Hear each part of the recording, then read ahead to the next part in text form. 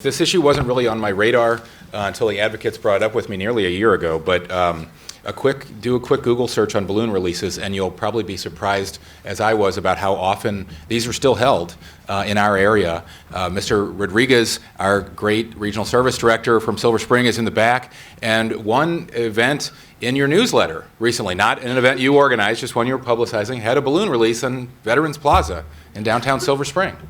Seriously. These are quite common if you just Google them in funerals and memorial services, in some weddings and bar mitzvahs, in some corporate office openings, and set aside the idea that it's the fact that it's sort of advertised, organized littering, since these all come down.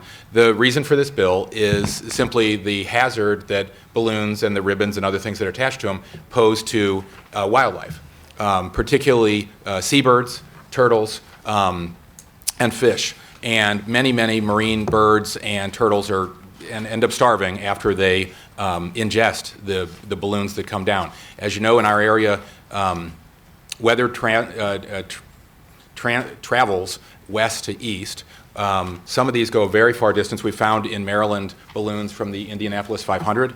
All the ones released in this area tend to end up in the Chesapeake Bay and its tributaries, and eventually the Atlantic, where they're ingested, as I mentioned, by seabirds and turtles as they wash ashore. There are nonprofits and academic studies that have gone out and monitored how many fragments are out there, and there's thousands found each year on the beaches in Virginia, for example, which has banned all these releases, along with 4 other states.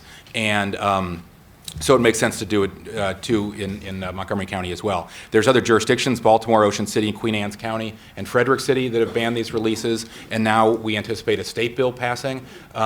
While I asked for this bill to be drafted, and there's been a lot of back and forth with advocates over the last year, and I didn't think we'd be at the place where the state bill is likely to pass, I do think we still need the local bill to help with our enforcement, because anybody who sees these advertised is going to call 311 or call the police non-emergency line. They're not going to call the Maryland State Police or the Maryland Department of the Environment.